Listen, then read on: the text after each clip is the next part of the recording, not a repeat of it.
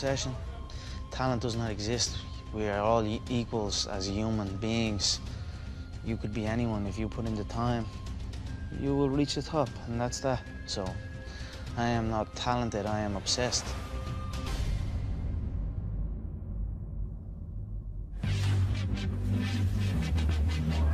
Give it up for the notorious Conor McGregor! There's two things I really like to do, and that's whoop ass and look good, and I'm doing one of them right now, and Saturday night, I'm gonna do the other.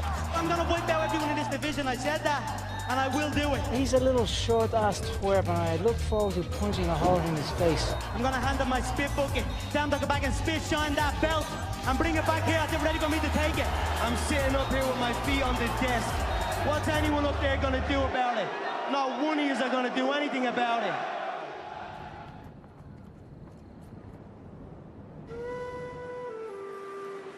Conor was born in Dublin City in one of the national maternity hospitals here, 12th of July 1988. Midwife turned to my wife and said, this guy is going to be a boxer, because he came out of the womb with his fists clenched.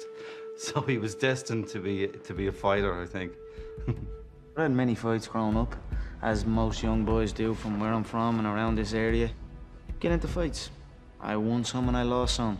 When he went boxing, I remember he turned to us and says, "Why didn't you put me into boxing earlier?" He knew that was for him. Conor first stepped into my gym when he was about 16. Conor did stand out early on in that he could hit hard, and he also had a, let's call it a gregarious personality.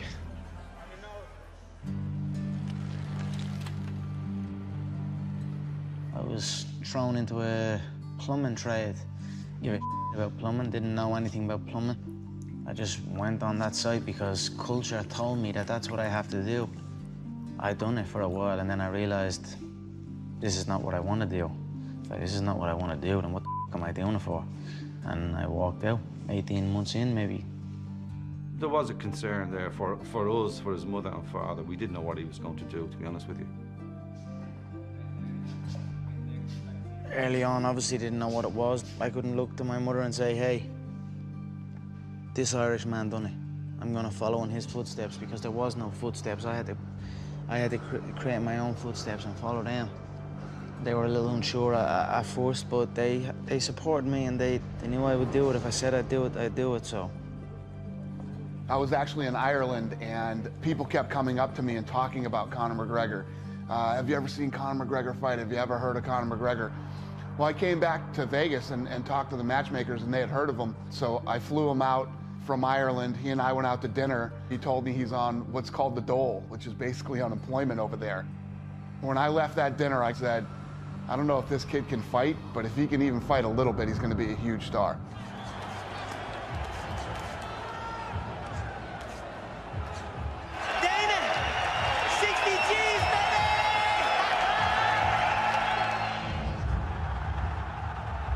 There's only 9,000 people that can get into that arena in Dublin, and it sounds like there's 90,000. It was a phenomenal night for the sport in our country, and it sent it into the stratosphere over here. We're not here just to take part, we're here to take over. He wasn't in the UFC to make up numbers. He wasn't there to be a token Irish guy. He was there to take over, and that's what happened over the last 12, 24 months. The numbers don't lie. No pipe did hub, no battle drum, did sound its red tattoo, but the Angelus bells or the Livy swells rang out in the foggy dew.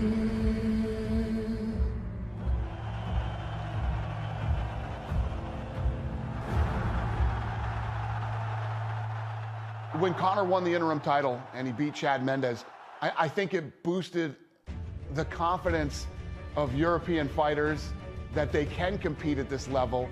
You know, these guys will come up every once in a while that have that it factor, that thing that other people are attracted to. He speaks well, he's very funny, he's a home run.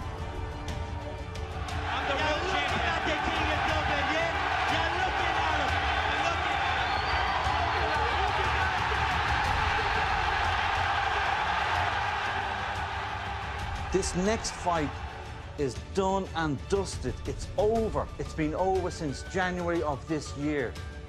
Aldo is a busted flush at this moment, okay? He's finished.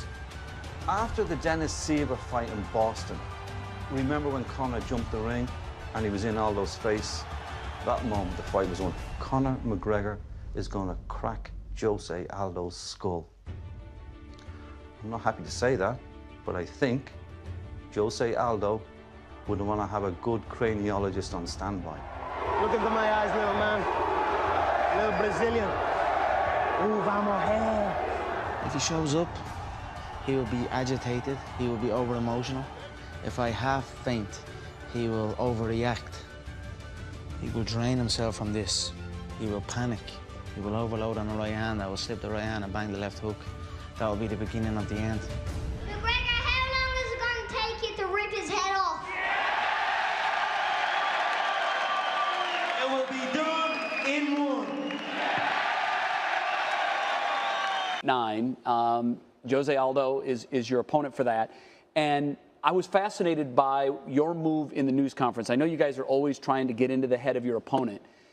Back in March, for the news conference to promote the fight, you actually snatched his belt. You hope to do that on July 11th, but you took Well, I his belt. snatched my belt. Well, It that's was simply your belt. taking what was mine. He was on my home turf and he tried to lay claim that he was the king of my city, but you do not lay claim to being the king of my city while the king of the city is around. So the king of the city rose up and snatched what was his, which was the gold belt, and raised it before my crowd, my passionate crowd. It was. You took it back. Exactly, I took it back and raised it for my people. It was a beautiful moment. In that it was a teaser almost for what July 11 will be, where I raise it for real in beautiful Las Vegas City in front of my home crowd. Why are you so confident that you will do that? I don't know. I'm in a business where you must be confident.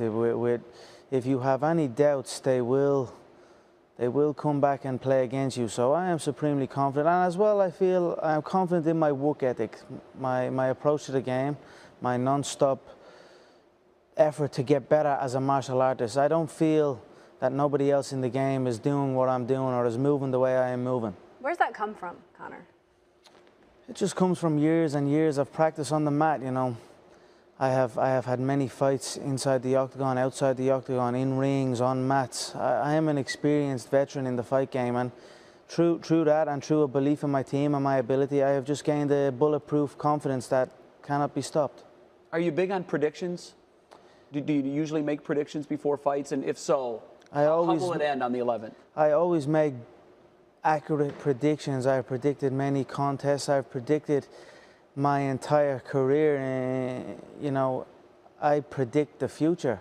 So for me, I have already predicted this contest. I predict 4 minutes of the first round, he will be KO'd. First round? Wow. Yes, I feel that the power matched with the precision, he will not be able to take it. So 4 minutes. First round, he will be done. Coming off of an explosive press conference here in Torrance, California, here with Conor McGregor, and Conor, a lot of people have sat in that seat that Nate Diaz sat in today. How do you think he handled it? You said that people have shrank when they've been put in that McGregor bubble. How did Diaz respond to it? The same, and he kept, you know, I felt he shrank as well. You know, he maybe put it up a little bit better than many, but I still feel he shrank. He kept looking to Nick. I was almost talking to Nick more than I was talking to Nate, so. But whatever, this is nothing. The fight is March 5th, 10 days. I'm looking forward to it. And he made a pretty strong accusation towards you. Absolutely ridiculous. Not even sure how serious we should take it, how serious he meant it. Yeah, no, I don't think he did either. I mean, it's serious. It's absolutely ridiculous. The most tested fighter in 2015 I was on the roster, so I am very big against steroids. I have lambasted everyone that has been caught for steroids. Previous opponents have been caught, and I butchered them for everything they were worth for taking steroids. So, and then the fact that his two teammates took steroids and were caught. So, I pay no attention to it. It was ridiculous. Can you describe the level of disappointment that there is not another belt sitting on the other side of that podium today? Yeah, I mean, this is what, you know, I could see the picture, but again, a bruised foot is You don't want to fight with a bruised foot, no way. So it is what it is. What kind of injury would it take to keep Conor McGregor from a UFC fight? You know, there are true injuries. Let's get that right. There are true injuries that can hamper you, but I don't know. I've yet to find one. You know, I've yet to find one. Answer this question. Conor McGregor fights for the 100 and blank belt first. 45, 55, 70. Give an answer to that. Well, I don't know. It doesn't matter. Conor McGregor fights, and that's it. That's all you need to know. That's all I need to know. The fans need to know, and that's all the UFC executives need to know. And that's why they high five each other every time. And as long as the real draw is still on the card. Well, you call yourself Mystic Mac. You've already given a prediction, first round knockout, but you go further than predictions. You describe the exact sequences that lead to them. Yeah. So what is going to happen on March 5th with Nate Diaz? He's a hit and pull fighter. He hits, pulls, and then plods as well. I just think he's too predictable in everything he does. He's in a set pattern, and he neglects other disciplines, and it's hampered them. It's hampered the Diaz brothers' progression as a martial artist. So I feel his body will be ripped to shreds. It's a soft frame. I feel the left uppercut will be a nice one. You know, the long range is an illusion. I feel my left uppercut will ping him clean. Are you excited to test yourself against bigger guys? You know, he mentioned size over and over again at this press conference. Is that something you like to do? This is martial arts. There is, in true warfare, weight is not an issue. So this is something I enjoy. I have fought bigger men before, so I look forward to it. Let's roll to the roads. Be careful now on that. What do you think this is, motherfucker? Do it on the f***ing Yukon. You'll end up in that boot. Never been in a roast. No? No. Welcome. Welcome to the club. They took it in, look. Get that. I'm gonna come up to you tomorrow. Dude, I swear to God. I'm gonna come up to you tomorrow. You're the f***ing man. They're like a cardboard cutout of me in a fighting stance and the Irish flag draped over the balcony. That is f***ing crazy. I'm here on the West Coast. Like most fights, I usually come out maybe 2-3 weeks before. But every time I come back, it seems to be a little bit more crazy with the fans, you know. They treat me like I'm one of their own. And then I've been driving to the gym every day, and I drive past this guy's apartment, and it's like on the balcony he has like Irish flags and a cardboard cutout of me like sitting on his balcony. So now we're gonna go drop into him and see what he's about and meet one of the fans. Give me Mr. McGregor. What's up? Holy shit, man. How are you, bro? I'm good. How are you? This is awesome. I'm blown away by this, man. I drove by a couple of times and I was like, what the f? Yeah, I thought I was seeing things at first. Like, no, it's been up since your Max Holloway fight, man. No way. Are you looking forward to the fight next week? Oh, yeah. Please. Yeah. You kidding me? I got my shirt, my wardrobe in there. I got your shoes. You see them right through there. What, the Reeboks? Yeah, it says champ on the back. I don't even have them. I didn't even need them ones. They are unbelievable, man. I'm telling you, man. Yeah. Honestly, man, that's unbelievable. I'm going to put on a show for you. Thank you so much, yeah. Every Saturday before the fight, I put up my cardboard cutout, I put up the flag, I put up the banner, and the only thing I can say, and I hope Conor sees this, is that feeling he had with Jose Aldo when he knocked him out and he became the champ, hands down, that's what I felt like tonight. Like, that's how amazing it was. And I really hope he sees that, and I mean, I think he saw it on my face, and there we go again, see, it's going again, but that's what, that's the best I can say, man. I'm enamored right now, man. I'm shaking. I'm acting like such a little baby, and I'm sorry. Thank you so much. I appreciate it, man. Honestly, it was an honor to meet you, brother. I appreciate the support of all the fans out here and all over the world. I never take it for granted. I use it as a motivation, so I am extremely grateful. There's not a day that I wake up and do not pinch myself and be grateful for everything in my life. You ask Conor McGregor and he'll tell you he was destined to be the best fighter in the UFC. I knew everything would happen. You always hear, I cannot believe it, I can't believe it, but I I could believe it, and I did believe it. So that's why it happened. In fact, he's ready to take over the organization. Just give him time. The Zuffa head office. That's where I feel I will head when this is all said and done. I feel I will have an office bang in the middle of Dana and Lorenzo's office. You know, Dana's office is there, Lorenzo's office is there, and my office will be bang in the middle. Growing up in Dublin, a big office wasn't in his plans. He was more concerned about taking out the bully on the block. There was many times where I fought, and there was many times where I backed down.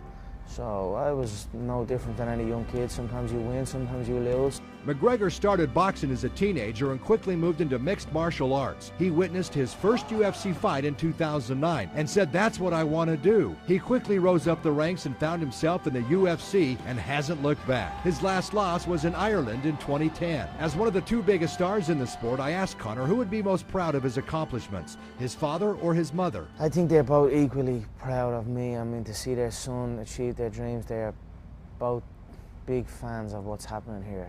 My father is a big fan of the sport since he saw my success, and you know, he showed up at every fight. And then my mother I could be doing anything and my mother would have my back. 27 years old and living the life he always dreamed. His fans call him the Celtic Tiger or the Irish Ali. They even say the UFC stands for United for Conor. This story has never been told before. There has never been another man in this position, even in this sport. You know, before me, no one had a registered a win inside the octagon, let alone headline events, let alone win world titles. So coming off his knockout win over Mendez, I'm fighting myself. You know what I mean? There is no opponent. There's no. You're against yourself in there. You know what I mean? I just focus on what I'm gonna do and what I'm doing in training, and that's it. I just keep a calm mind and go in, look to be creative, and let things happen naturally. You know, I don't think too much about the other guy.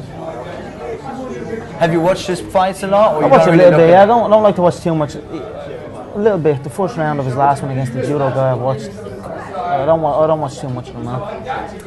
And you're talking about, you know, proving to the world. You proved to Ireland. I think what Frank said as well before is you proved to Ireland. Now you have a chance to prove to the rest of the world. Yeah. And I think that's a lot what the Swedes had to do. Now the UFC's been here once, coming back again, but last time was exactly that. Sweden proving that we have worthy mixed martial arts. Do you feel like you're a front runner, so to speak, for Ireland? Yeah, I'm definitely leading the pack, and again, I'm going to go in there and represent my country. You know what I mean? I'm going to rock that tricolour with pride. And no matter what happens, because anything can happen in there as well. We love this game. You know what I mean? Go in, anything can happen on the night. I'm going to go in and fight until it's over, and wear my heart on my sleeve. And I can't lose then. You know what I mean? I can only win then. So I'm looking forward to going in and fighting with pride, you know what I mean? The pride of my country behind me. Do you expect a lot of Irish people to be here? Yeah, there's a good few coming over that I know of. Yeah. Ryanair thing going, or Ryanair? I don't know. Most I don't know about that now, but I know Gunny, the Icelandic. They like the airlines people have like planes for him, or they organise deals and they fly them all. So he had like 3 planes coming over. That'd be a great thing if that happened. Maybe in the future. I mean, again, I'm the first guy. You know what I mean? So I'm looking to bring mixed martial arts to the Irish public. You know, and show them a true martial artist in myself. We've seen great boxers come out of Ireland. Wayne Pocket Rocky, my colleague, who you know as well, lives in Vegas, works for the UFC, worked at least for the UFC, and we've seen plenty of great boxing out of Ireland. Mixed martial arts. How big is it in Ireland? It's grown every day. We have a long history of boxing. You know, we've had some great boxers over the years, some great world champions, and our Olympians are some of the best in the world. You know what I mean? So and Muay Thai as well. You got great Thai boxers out of Ireland as well.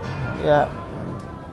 Again, we're lovers of combat in our country. You know what I mean? This is why I'm proud to be here and proud to fight in the purest form of combat. You know what I mean? Be fun. I'm gonna get in there and I'm gonna fight. You know, I'm gonna put on a show. Trust me on that. People can say all they want about. I haven't fought UFC caliber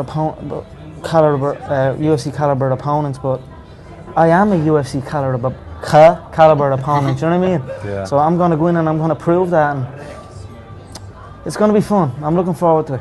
So are we. Yeah, we're looking forward. That's like we said. It's one of the fights we're looking forward to. Yeah, Bruno, Cage Rage, right? Cage Warriors. Cage Warriors. Yeah. You're fighting Cage Rage or Cage Warriors? Cage Warriors. Cage Warriors as well. We have the same show. Yeah. So what's it like? Were you fought in England before? Have you fought in Ireland? No, I fought in Wales, Wales, England, but I haven't fought Very in well. Ireland. Yeah. Done real good. They're gonna have a show in July. June 1st. Cahill is defending his belt. Yeah. May, June, and July. It's May 3rd, no, May 4th, June. Oh, they have serious yeah. amount of shows. Now, Cage Warriors is a top quality promotion, you know, like Frank said earlier about Irish opponents, and I beat Irish opponents, and what, he said something like that, but, you know what I mean, the top quality opponents, guys that are on Cage Warriors, they're not just Irish opponents, you know what I mean, Bruno's a top quality opponent that fights on Cage Warriors. Guys that have come from Cage Warriors have had the Cage Warriors title, Mike Bisping, Dan Hardy, Bigfoot Silva, Ross Pearson, a lot of UFC guys, you know what I mean? And I've gone in and I've held 2 belts at the same time. Held the lightweight belt, 155 pound, and the featherweight belt, 145 pound. Haven't been touched at the same damn time, yeah. So you know what I mean? You like to fight. And I never fought an Irish guy for those belts, you know what I mean? So I've been fighting. My last opponent was 21 wins, 3 losses. You know what I mean? That's a serious record in MMA. 21 wins, 3 losses. His only losses were decision losses to a man, the other Swede that's on the card, Coruscant. He decisioned them. Lost decision to Akira. Another UFC guy, Anton Quivinainen, I think he was cut, but he only decisions. You know what I mean? I stopped him in 1 round. So people can say what they want about opponents, and I haven't fought active opponents, and I can say what I want as well. You know what I mean? But at the end of the day, you can say it all you want. It's about going in and showing it, and that's what I will do on Saturday night. Trust me on that. I'm going to go in and I'm going to show. We're looking forward to it. I like this. I like the mentality. I like the confidence. That's what I was saying earlier about this fight. Is that I like the mental game both guys are playing outside the cage, and then how they're both going to approach this fight no matter what. Because Marcus is one of those guys that always raises. He always makes an exciting fight no matter what. Obviously, he's an exciting fighter as well. So it's going to be one of those things where everything's going to kind of let's find out whether am I the small in this case, am I the big fish in the small pond, or am I the medium-sized fish that's now in everybody's pond? Like, which one am I? And then now I'm the champ. You know, so it's one of those games you got to kind of figure out. That's why I like, especially with the matchmaking in UFC, because they grab guys like, I'm not real sure. I'm not real sure about him, but it's gonna be great to see what happens. Like I was saying earlier, stop looking at the names. Pay attention to the fight itself. The fight's gonna be fireworks. That's why I want to be paying attention to this fight, because I want to see what's going to happen. I'm interested in how this whole thing pans out. Well, do we think it could be the fight of the night? You're hoping so this week. No, I'm not hoping for fight of the night. To me, a fight of the night is a loss. I'm looking to dominate. I'm not looking for fight of the night. Fight of the night to me, fight of the night must make the contest close. I'm not going in just to take part. I'm going in to dominate. So fight of the night to me is second place. So I'm looking for the finish. I'm looking for some sort of. That is good. There should be a performance of the night. There should be a performance of the night. A fight of the night. Fight of the night is great. Don't get me wrong. I love a good fight of the night. But to me, a fight of the night is not what I'm after. I'm looking for a performance of the night, sub of the night, KO of the night. I was going to be a bit prejudiced and say that for me, fight of the night is sort of like an Irish fight. Because it's going to be hard. It's going to be tough. It's going to be blood in there. So you fought in England and Wales. You're from Ireland. You fought in England. What is it about the island breed? What's up with you guys out there? Yeah. I don't know. You just like it. They're like America's Hawaii. Yeah, pretty much. They're island people. Like their entire establishment as a country was a fight to begin with, and they've been fighting their entire lives, and all they do is fight. They're raised. Their great grandfathers fought. Their grandfathers fought. They fight. It's the mentality.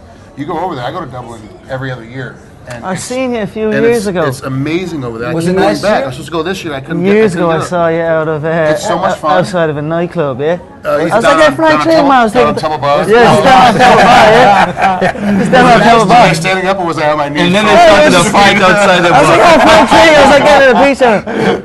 Yeah, so I love because of that mentality. Like you walk in there and everyone in there is like, okay, and it's not new school like we have in America. A guy drops and a gun comes out, a knife comes out, someone's got a bat. I wouldn't call that new school. I think it's old school is now they come in. It's like you go to fight breaks out. Okay, all right, your beer. You check the truth. Okay, here's a beer. Like that's the end of it. It's over. Yeah. And I kind of like that mentality about a whole culture where they're like, we'll fight tooth and nail every day, every time. But at the end of it, it was just a fight. We're okay. We'll move on to something else. So it's fun for me to go over there, and that's why I like watching Irish fighters when they make the jump out of the organizations into like back then it was Strikeforce and now just the UFC. And when they jump up, it's like, what are they going to do and how's it going to work? Because the passion that you see from these guys. That's what makes the fight. Can I name one more Irish fighters that we should keep our eyes on and that we should look forward to seeing in the future? Hey man, my whole gym, the gym is full of guys. I'm the first, but I'm gonna kick in the door. I'm gonna open the door for my country, man. we're going to be flooding the place soon enough, you know what I mean? So if I was to give you names out of the gym, Cathal Pendred, cage-wise welterweight champ. Yeah. Bruno fought him, had a great fight with him. Paddy Houlihan, another, he's heading over, he's a bantamweight 10-0. I was going to say, had to be Paddy. Yeah, he's a 10-0 bantamweight. Oh. He's heading over to the Ultimate Fighter trials, the 135 with the women and men. So, man, that's a star in the making. Phil Mulpey, man, the gym is full of talented